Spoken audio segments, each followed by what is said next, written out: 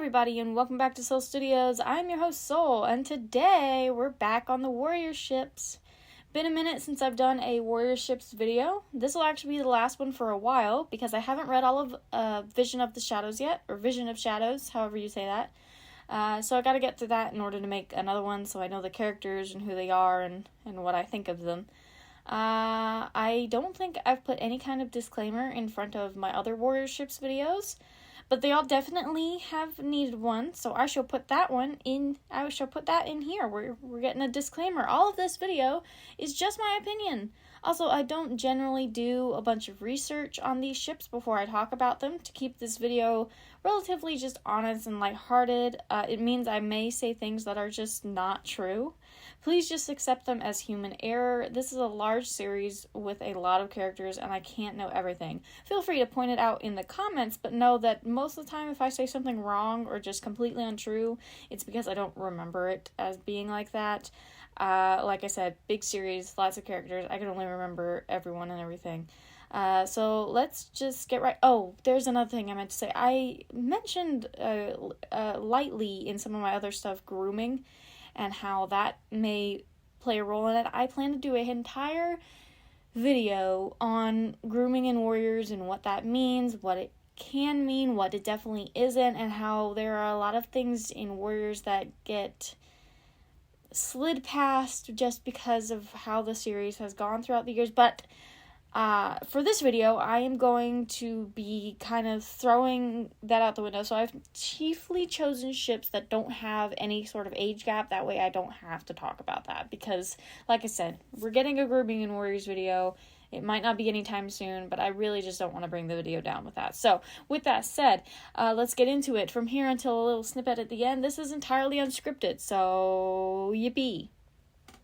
So, yippee. Our first ship, Lionblaze and Cinderart. This one irked me so bad reading throughout the series. This was my first read through of Omen of the Stars, so I've only read Omen of the Stars to its entirety once. These two made me so mad because Cinderart being like, oh, I can't be with you because you have a magical destiny, and now that I have a magical destiny, that once I figured out that I'm Cinderpelt reincarnated, I can't be with you because I have a magical destiny. And it was just so dumb. It was so dumb. I don't mind them together. I think it was actually relatively cute. It's definitely not one of my favorites just because of how prolonged it was and how it kind of just took away from everything else going on. Like, reading through Lionblaze's narrative, like, his point of view was just so, like, it drug on just because of how much he focused on Cinderart. Like, there has to be something else driving him, right? Right? But, yeah, that was it. They're both fine characters. It's a fine pair. It's just not one of my favorites, and it takes away from the reading experience, in my opinion. Dovewing and Tigerheart. So, I'm not entirely sure how to feel about this one. I liked it as a kid because I knew nothing about it and all I'd ever seen was Warriors maps and things. I think it is relatively cute. I think it has a very, like, childhood crush vibe to it almost. On Dovewing's end, at least. Where it's just like, oh, this is my first crush. It's special. It's wonderful. I'm not going to go into the part where she's like a newly made apprentice when she meets him, but that's when she meets him. They don't start meeting up until a little bit later, which is just, I don't know. It's a fine pair. Like, I feel like I'm going to say that about a lot of stuff in here, but it's a fine pairing. I know they get together in the end, and they have kids together, so it has to happen sometime. I was surprised it didn't happen in Omen of the Stars. Like, they don't end up together in Omen of the Stars. They actually separate and go their separate ways, which is really... I didn't expect that. So, thanks to the Aarons for throwing me a curveball. I totally thought that this was just she was just going to end up with him by the end of the book. She doesn't. So, that's something I have to look forward to in the next series, I guess, or something like that. Someone tell me where they get together, because I know they do, I just don't know where.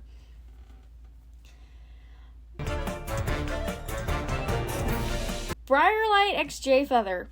I only included this one because I've seen it around. I myself don't ship it. I think that they have a very, like, brother-sister dynamic almost. Like, not even that, just really close friends. Very good platonic relationship, and it's adorable. I can't see them as lovers. I don't know, it just doesn't work for me. Like I said, that platonic relationship is so there that they're amazing together. I think their friendship is some of the cutest stuff, and I have so much fun reading about Briite. She was a welcome addition to the Medicine Cat Den, and she brings a bit of, like, lightness to her, whereas where we had just J Feather before, and it was sour all the time. So, yeah, they're cute. I don't ship it. I see it as more of a platonic thing, but, yeah. There's also an age gap there, but I don't think it's quite as big as I'm thinking it is. Like, not at all. I don't know. I don't remember.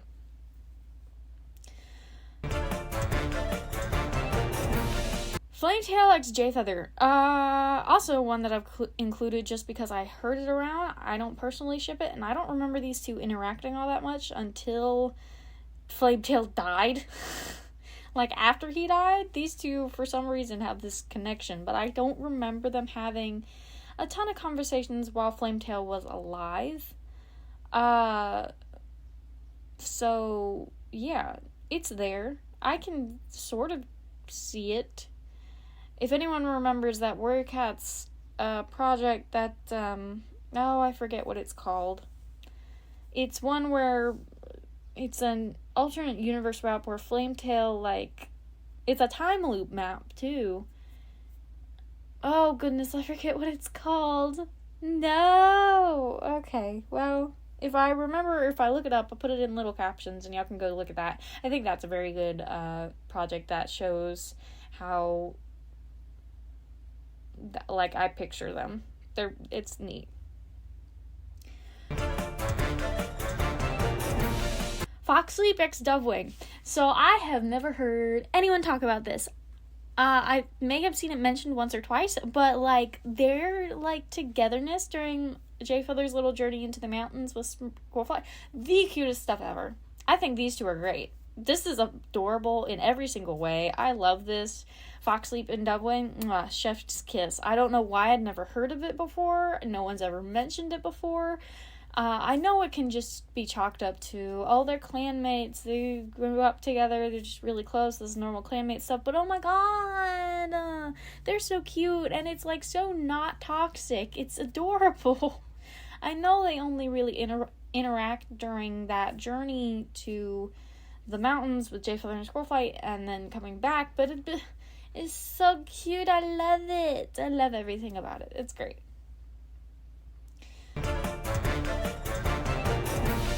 Dovewing and Bumblestripe. This is uncomfy. Like, this entire ship feels uncomfy. It's not even Bumblestripe is just very there. And Dovewing is very oblivious. Like, to a concerning point. Like, Bumblestripe is very obviously interested in her, and Dovewing is, like, either stupid or just is actively ignoring it, and it makes for this really uncomfy just dynamic where it's awkward on both ends and everyone's uncomfortable.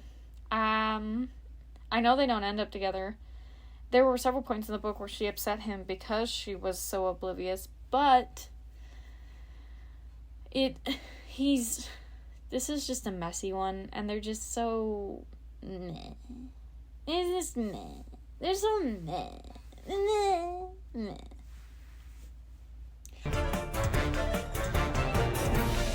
Hollyleaf x Cinderart. So I've heard of this one 1,000 times before, but I couldn't remember where they interacted. I finally got to the point in Omen of the Stars where they do, where they used to be best friends. I'm sure they interacted in Power of 3, and I just wasn't paying attention. They were best friends, and then how they relate to each other as outcasts in the clan. I love seeing the art for this one, because for some reason there is just some banger art for Hollyleaf x Cinderart. and some really pretty animation projects too. I don't personally ship it, but I do think it's definitely something to think about. I think it would work, definitely. Hollyleaf. Hollyleaf to me is not with anyone. For a long time, I shipped Hollyleaf X Fallen Leaves, and I don't anymore. Just because Hollyleaf is so, like, rigid. I just can't imagine any sort of... She's very not romantically inclined. So, it's cool. It's just not something I particularly enjoy. But, like I said, banger art. Briite X, there's this cat in a clan, and his prefix is grass, and I forget his suffix. I think it's grass tail. He mentions her once. He's like, where's Briite during a gathering? He's not a part of her clan. But I saw this animation project one time, and I totally have forgotten what it was called. Also, I'll look that up, and if it's here, I'll put it in the captions. But that animation project, banger. The mention that these two possibly could have had a friendship and a forbidden romance if Briite just wasn't confined to her camp, banger. Like, for some reason, I cling to this with all of my hope because he only mentions her once, she never mentions him ever, and it's the cutest thing ever, and I want it to happen so badly. Because I would also like to see just, like, disabled cats getting out of camp and having lives outside of the camp. Briiteheart only has one eye, and she's still a warrior, and she still gets to have a life. And I know that Briarlight was confined to the ThunderClan camp for her good. She still did her exercises and everything, but she was very, like, didn't have a life outside of ThunderClan, which is normal in this series, but also just really sad. So I cling to this with all my hope, because it's so cute. And our last one is a revisit of Firestar Spotted Leaf. I've already said my opinion on this before. I think I was in my Into the Wild Warrior Ships video, which was a while ago, but we're revisiting it, and I still hate it. I still don't like it. I don't like it. I've never liked Spotted Leaf, not for the reason everybody thinks. I'm not here to call Spotted Leaf a groomer, which is what everybody keeps saying. I'm not even sure I called her that in my original Warrior Ships video. I might have, and if I did, then that was just whatever. I'm not talking about it now, but I'm here just because I just don't like Spotted Leaf. I just don't like Spotted Leaf. I think Spotted Leaf and Firestar is a weird pairing. I think that is just not my cup of tea. And like I said, not because I think Spotted Leaf is a groomer, not because I think Firestar is stupid. I just don't like them together, and I just don't like Spotted Leaf in general. For some reason in my brain, because I saw so much negativity around her as a kid, I guess it's just stuck, and I just don't like Spotted Leaf. And I can't like Spotted Leaf, because she's also been a part of some really stupid decisions from StarClan, so, yeah, I still don't like these two. I don't like that Sandstorm was right there, and Firestars are like, you promised to wait for me, and StarClan, like, what? What? You were waiting for him in StarClan? What does that mean? What does that mean? What does that mean? Your wife is standing right next to you. Why are you talking to this other lady like you're gonna marry her in StarClan? Yeah, that's all for now. Lots of main character stuff, lots of potential lovers, lots of relationships overall. Speaking of relationships, did everyone see that Ravenpaw and Barley were confirmed as canon lovers? If you didn't know that, then now you do. It was revealed in a preview post for the new Warriors graphic novel. So that's great. Great time this month. Good month for a Warrior Ships video, I will say that. Also, shameless self-promotion, because it's been a while since I've done one. If you like the characters and designs you've seen me draw for this video, I actually only think there's one up here. I recorded the drawing before I did this recording, so I'm pretty sure there's only one up there. But if you like the character and design, it is available as an adoptable on my Ko-Fi. There's also a few others on there. You should definitely go check those out. The link will be in the description. Thank you guys so much for watching. Y'all stay safe, drink some water, remember to breathe, and I will see you in the next video.